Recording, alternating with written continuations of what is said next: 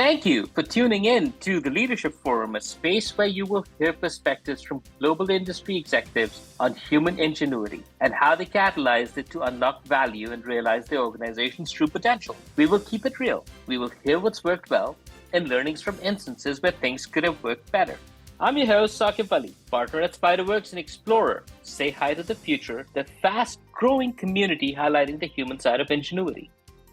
Our guest today is Faisal Kazi, President and CEO of Siemens Canada, responsible for leading the overall strategic management, direction, and leadership of Siemens activities in Canada. In addition to his role as President and CEO, Faisal is responsible for the leadership of the smart infrastructure business and serves on internal boards on multiple Siemens affiliates in Canada and some external boards as well, Business Council of Canada, Toronto Region Board of Trade, and Canadian-German Chamber of Industry and Commerce. Here's a quote. Siemens was my very first and only employer. End quote. Now that is something one doesn't get to hear too often these days. Welcome, Faisal, and thank you for taking time out from your beautifully engineered schedule. Thank you so much, Saqib, and it's a pleasure to be with you today at this podcast. Faisal, let's let our listeners hear in your voice how you wish to introduce yourself to them. And as you do, please do help broaden our view of what Siemens does and the impact it has in the world. Yeah, so Saqib, you mentioned Siemens was my first employer. So I've been working with Siemens for more than 30 years. And on the face of it, it may look a bit boring, but I can tell you that it has been a fascinating journey for me. It gave me the opportunity to work in different sectors, be it the industrial sector, the energy sector, the infrastructure sectors, and in different functions, from a project engineer to project manager, to sales manager, to general management, and even board positions, as you mentioned. But I think the most exciting part of my journey has been that I got the opportunity to live and work in many different countries. And this has been quite an enriching experience to get to know different cultures, the different ways business is done all across the world. So I feel quite blessed about it. Siemens is a technology company. We provide products and solutions in the area of electrification, automation, and digitalization to almost all Canadian sectors. Again, infrastructure, industry, healthcare, etc. And we pride ourselves in bringing the hardware and the software together. That means the real and the digital worlds together to create value for our customers and to solve some of the biggest challenges we face as humanity, for example, climate change. So the company was formed in 1847, so we are more than 175 years old. We operate in 190 countries with 311,000 employees. As far as Siemens Canada is concerned, we also celebrate our 110th anniversary in Canada. We operate coast to coast in 33 offices and factories. And we have been in Canada part of many firsts, technological firsts. So we really, as a company, were able to shape the technological landscape of Canada with many technology advancements. So the two things I would really say are the core elements of my company. And that's the reason we believe that we have survived 175 years. Is number one, innovation is the backbone of Siemens. So we spend more than $8 billion on research and development every year. What that does is we have about more than 4,500 inventions every year. So if you do the math, more than 20 inventions every working day. So just by the end of today, Siemens colleagues around the world would have invented 20 more things. And the second element, core element of my company, which motivates me the most and keeps me excited every day, is the focus on society. We believe the sole purpose of any company has to create benefit for the society. And if a company is not doing that, then it has no right to exist. and we take it seriously. We call it business to society. So at Siemens, it's not only about financial performance. We have KPIs, we have matrices where we measure our societal impact, business societal impact every year, and we take out a report, and you can see that. So that's in a nutshell myself, my journey, and Siemens. That is just absolutely fascinating, Faisal. It's fascinating on so many different levels, and we'll get into a lot of these conversations. But just the fact that Siemens has a business to society, a moniker, that just shows how deliberate Siemens is in its impact to society. So it's absolutely fascinating. Thanks a lot for sharing that. And I'm sure our listeners are going to be fascinated by it just as much. Faisal, whenever we have spoken, there are three areas that you passionately speak of: industrial metaverse, climate change, and smart infrastructure. And if we wanted to, we could have probably had a separate episode on each, because this in itself is a book to be written on each. But we would love to hear from you for now. If you could just briefly introduce these three to our audience. Yeah. So Sakib, yeah, you're right. Yeah, I'm very passionate about these things. Let's start with climate change. I think, as I mentioned, climate change is one of the biggest challenges we face as humanity, and I think it is extremely important. It's about our Mother Earth, and more importantly, it's about our future generations. So I think our this is understood, and our leadership has taken strong action in defining goals for climate change. So if you know, we have, as country, we have committed to be net zero by 2050. We have also an interim goal to reduce emissions by 40 to 45% by 2030 as compared to 2005 values. Very interestingly, we are committed to a net zero grid by 2035 and 100% passenger vehicle sales to be zero emission by 2035. Now, these are very good targets, but you know, now the challenge is how do you execute and how do you achieve these targets? So I think what I like to say that this is going to be very challenging, and we all stakeholders, the government, the private sector, the educational institutes, the regulators, we all will have to work together if we really want to achieve these ambitious targets. Uh, and that's what I would say. So let's work together. There's a lot of work to be done. Then coming to how we address this on like the infrastructure side. So I think energy transition is one of the big levers we have in the fight against climate change. And we are in Canada quite lucky to have a very green grid already with our renewable hydro resources, also Ontario with nuclear. But if you go a bit deeper, you see that the picture is not the same everywhere. So you have British Columbia, Quebec, Manitoba, a lot of hydro. But when you move to Alberta, when you move to Atlantic Canada, the picture is mixed. So I think we are going to see a huge transformation here. And I'm saying that because it's not only that we are transitioning from fossil fuel generation to renewable energy, at the same time, we are going to live the complete electrification of the transportation sector, which will enhance the demand of electricity to an extent we have not seen in the past. So this is going to be really a transformation in the energy sector, which we have not seen in 100 years. Siemens is also working, and I think we are going to see a shift also from centralized generation to distributed generations. We are promoting and we are creating and working together also with educational institutes on developing microgrids. So microgrids are small scale localized electricity grids, which can work in conjunction or independently with the main grid. They use renewable energy sources to produce power.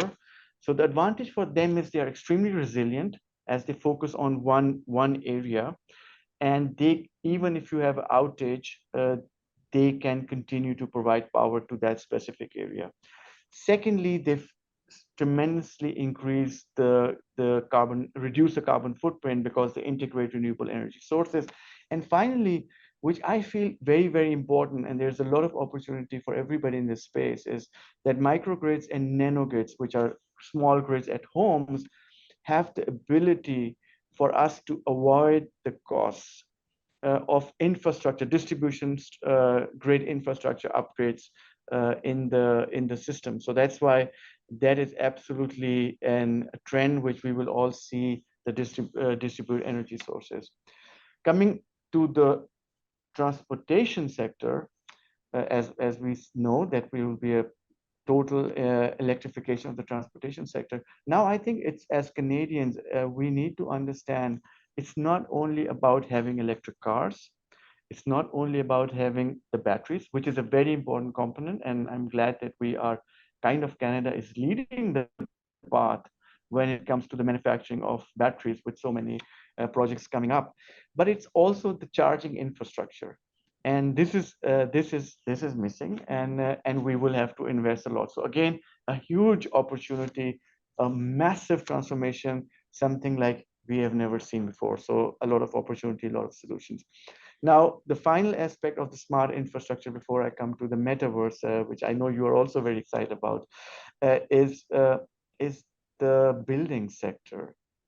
An interesting fact is that 40% of global energy consumption takes place in buildings. And buildings have not been smart traditionally.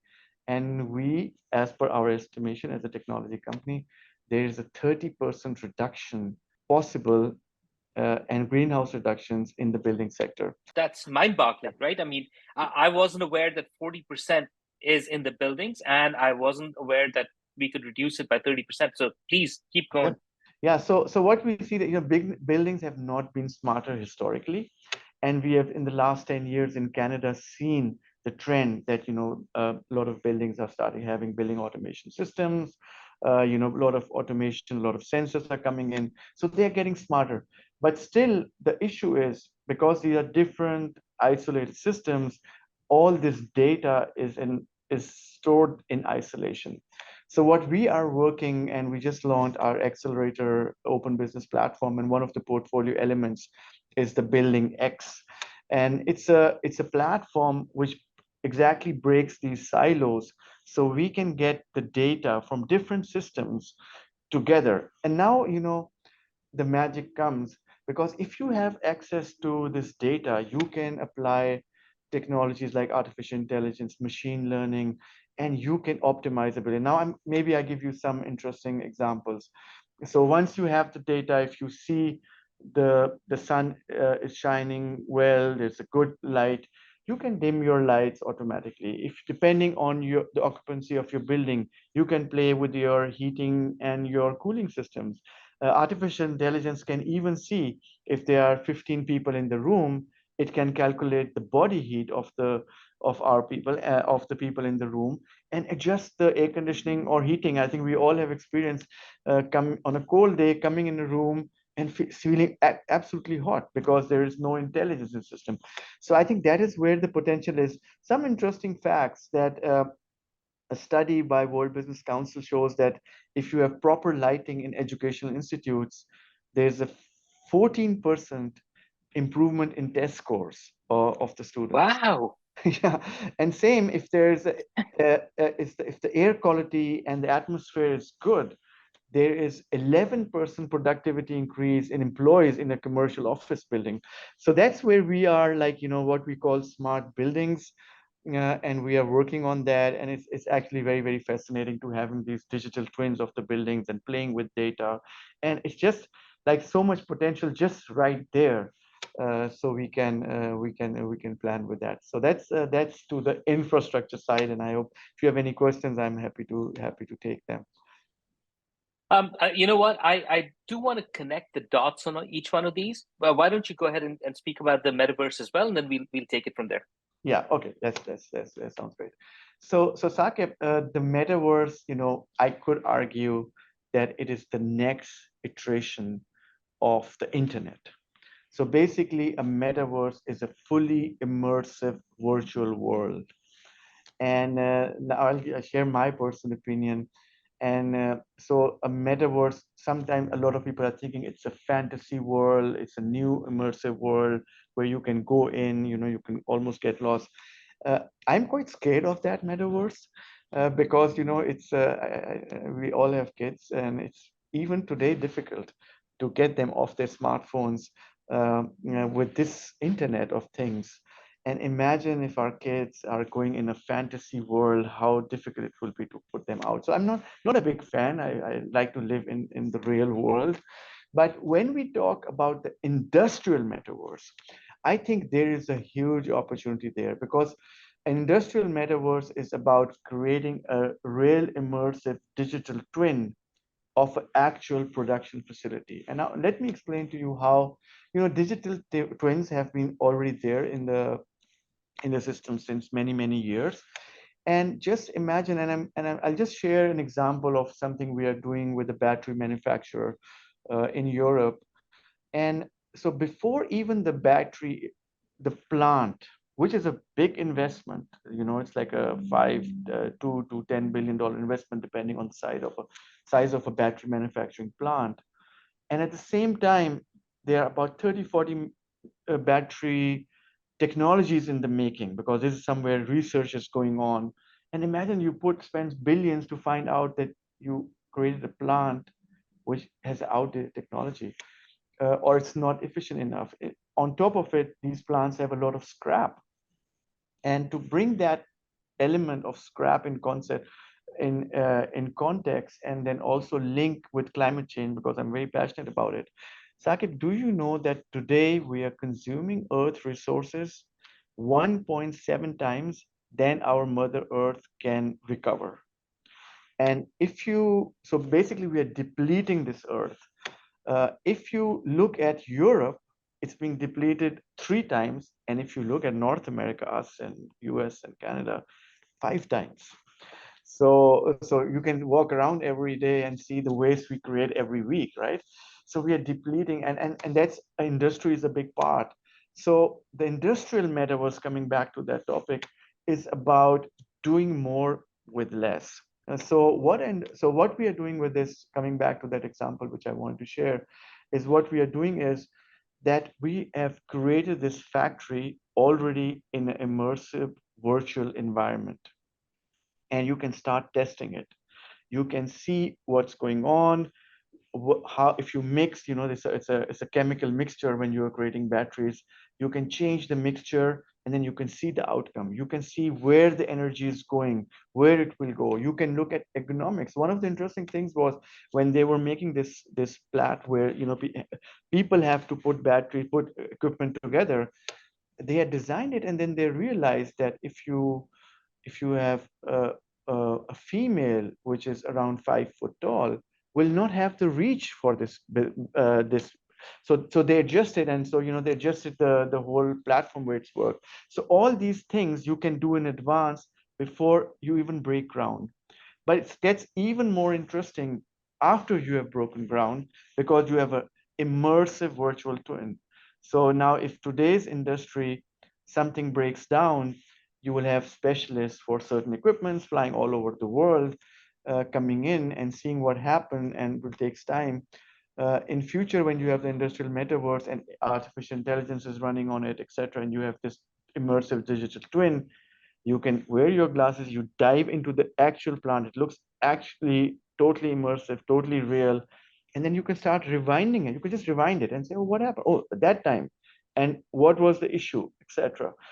So that's one aspect. So you can increase the efficiency of the plant. But I think the more important aspect of these digital twins is that you can start optimizing these plants. And I've seen really huge, like you can reduce the size of a robot by 80% by generative artificial intelligence. So you basically tell what is the task, and it starts calculating attrition. It starts looking. More important factor, it can, with technologies like AI and machine learning, it could tell what the future, what is the production expected, and you can scrap words. So I think so that's why I like the industrial metaverse, because it's a virtual space where you can solve real real life problems, and that's very, very exciting for, I think. Yeah, and I think like you said, the industrial metaverse has, you see, in a lot of cases we are putting technology out there and then finding use cases for it. In the case of industrial metaverse, it's not a solution trying to find a problem. On the contrary, it's a solution tailor made to a problem that we have today. So Exactly. kudos to Siemens for doing that. If I were to look at the examples you've shared and how we've had this conversation, Faisal, um, to me there are three things that come out really nicely. One of them is this whole concept of digital and physical coming together with a very intentional, determined effort. So that's one part. I think the second one that I heard you speak about was, it will take all of us to come to a solution. So while Siemens is innovative and coming out with 20 new inventions every single day, at the same time, it'll take government, it'll take other industry partners, it'll take Siemens obviously spearheading it all, but it'll take a lot of people to come together in order to come out with the right sort of solutions. And then the third thing that I picked up was the overall societal impact that you're having is not as it's not just as direct as greenhouse gas, or climate, which is, by the way, important in itself. But there's a whole societal impact on, for example, the reach of somebody who's 5 foot tall. For example, so making it more inclusive. For example, the lighting affects productivity for people who are in the buildings. It improves outcomes on education for kids when the lighting and the heating and the systems are working correctly. It's fascinating how, and now I can see the link why business to community or business to society is not just a moniker for you. It goes many levels deep, and I'm sure every single employee at Siemens, not just leadership like yourself, would be coming to work every day enthused and with a spring in their step because they're working towards something so very meaningful. It's just fascinating. What I wanted to go where I wanted to go next, Faisal, was that I wanted, and given those three specific things that we just spoke about in terms of the overall impact that Siemens has, and you have as a leader in Siemens, I'd love to get your take on ingenuity, and especially the human side of ingenuity, right? Because a lot of the things that you've spoken about don't happen. It takes all of us to make them happen. Mm. And so, what I'd love your take on is, as it relates to your organization's success, which it has been very successful for 175 years, as you said, what has been the thread on the human side of ingenuity, which makes it happen? Give us good examples of when it has worked well. Give us those times when you've tried, it hasn't worked, but you've adjusted and tweaked and made it better. Yeah, that's a very, very interesting question, Sakib. And I think I believe, we all humans have ingenuity in ourselves, yeah, and that's something we all have. We like to create, and this is why, human race had advanced so much. What we are all experiencing, this is human ingenuity coming to life. But the question is a very good one. When does it work? When it doesn't work? I believe it works really well when we are trying to solve a problem or we're trying to address something, because like they say, need is the mother of invention. So that is where I have seen ingenuity and creativity come out, because we're trying to solve something, and people bring their mindset, they want to solve that challenge. It works well. It also really work well when you co-create value. So we call it value co-creation. When you come together with all stakeholders and then say, okay, let's co-create this, let's work on this. It works really, really well. What we also, before I go to what doesn't work, is also have to always acknowledge, and also as a company like ours, when you are in the game of innovation and you're spending $8 billion on innovating things, not every invention will be successful. So you have to accept that, because if you have a culture and say, oh, no, don't fail culture, you have to be, when you're talking about innovation, you have to be brave. You have to accept failure, and you can fail one time, two times, three times, but then you have invention which has a groundbreaking impact on society. So that's something we all need to understand. So that if you have that mindset, that works well. When it doesn't work well, is I feel when you bring your ingenuity and create something in a silo, and the sole purpose of the value created through this ingenuity is to make money for yourself or for your company. And I think, I believe that that's where it doesn't scale that much. And I'm a firm believer that, for example, if I come and you and me sit together and we say, okay, this is a great idea, Saqib, Faisal, let's discuss it. We create something new which adds value. Now we come to a point where we have to say, okay, how do we share this value? Do I keep this value for me because it was my ingenuity, it was my invention, or I share this value with others? And I have over my career learned, Saqib, that if you want to have a successful innovation, you would be better off if you give out more value to others than you keep. Than what you keep. And you know why? Because that creates networking effects. And networking effects is what scales your innovation, because other people think, oh, I'm getting a great deal. So, and then you will talk to your friend and say, look, I got such a great deal. And then people talk about it. And you are deliberately giving that value out, keeping less for yourself.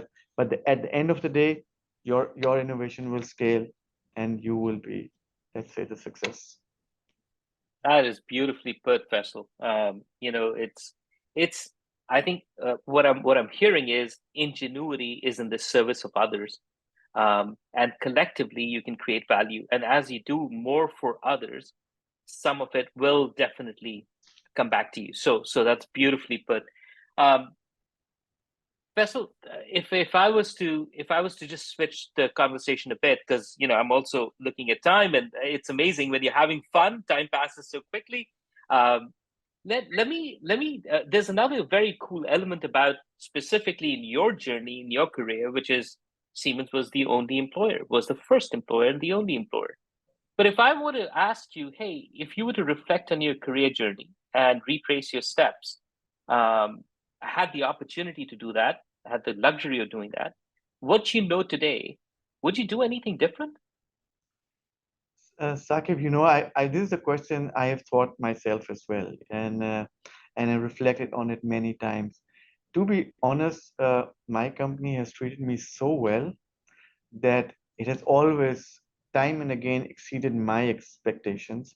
And the experience I have gained in dealing with, doing business in multiple countries, meeting multiple peoples, I wouldn't, it would be, I would say, I would feel ungrateful if I would say I want to change something. I just, and don't take me wrong, I have had ups and downs. When you're in a business of big projects, there are ups and downs. They are tough, tough things happening. You are on the edge.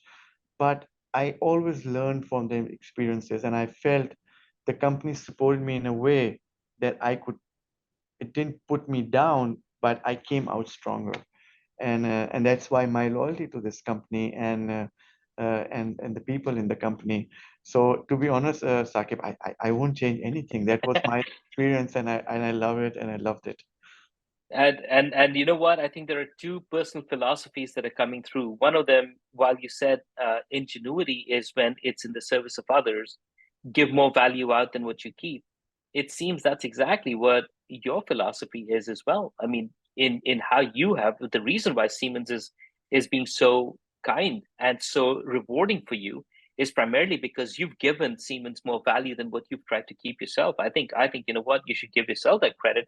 Um, and then to me the other aspect of it is you said something about culture of failure.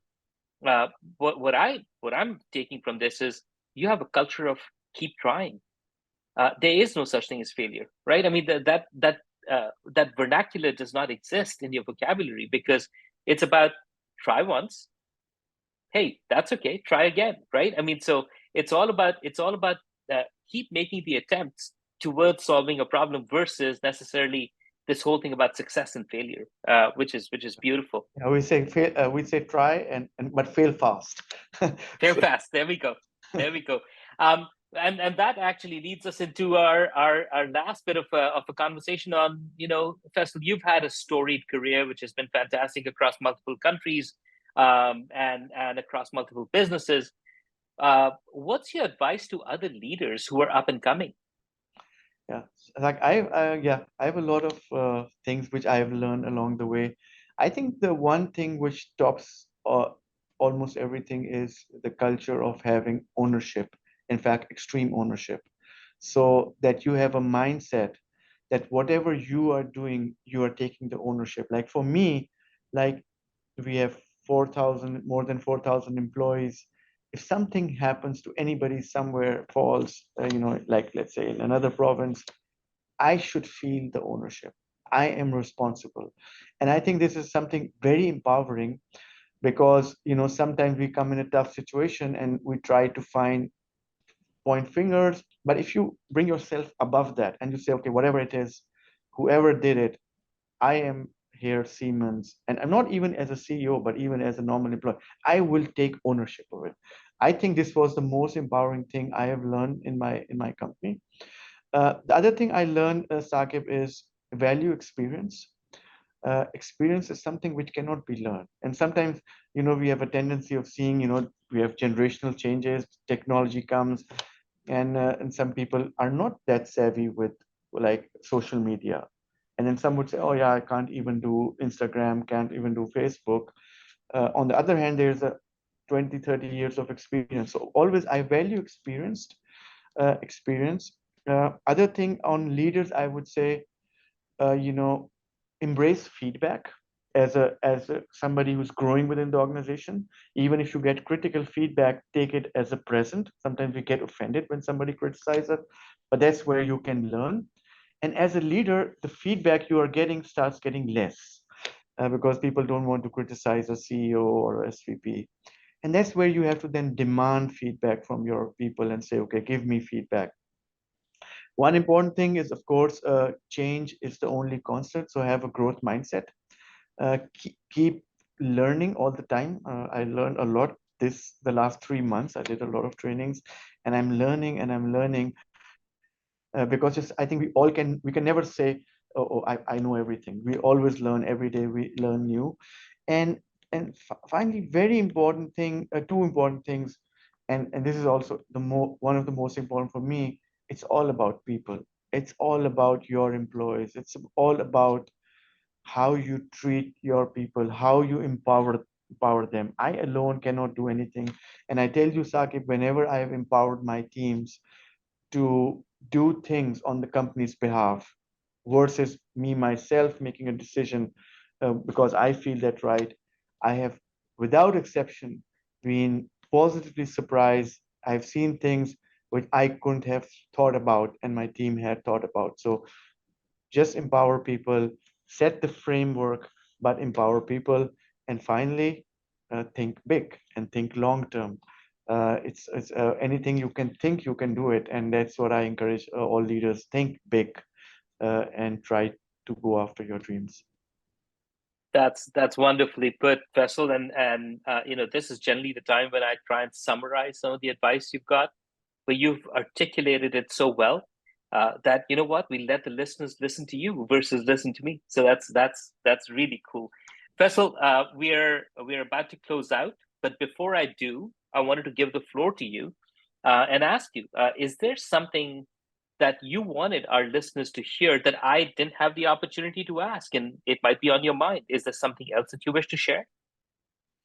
Yeah, I think I said already a lot, but the one thing I would then still want to share with the listeners is that we need to take climate change seriously, and I think we need to build our core strategies around this, because it is about our future generations. So let's integrate climate change and the fight against climate change in the core of our strategies. It's not only about the greenhouse emissions, it's about biodiversity, it's about depleting the resources of the earth. So I think we should take that seriously. Having said that, we should also be realistic. It is a journey. Sometimes we want certain things too fast, which cannot happen. So let's embark together on this journey without too much disruption for others. Thank you, Faisal. Thank you so much. We know for a fact that you will be speaking at Open, and it will be around the business of climate. So I'll put that a bit of a plug in anybody who's listening and wants to be present. I think that'll be there. But thank you again, Faisal, for taking the time and sharing your insights. Our listeners would love to hear more from you. We will tag you and Siemens in our show notes. This is also going to be posted on LinkedIn, so I'm sure you'll get a chance to give your thoughts and comments on that as well. Thank you, Saqib, for having me on your show, and it was such a pleasure. The Say Hi to the Future podcast series is produced by Sonia Romero, edited by Matt Miller, and special effects by Edward Vasquez. Please leave us your thoughts and let us know if there's a guest you want us to have a conversation with. You can find all Say Hi to the Future podcast series on Apple, Spotify, and YouTube.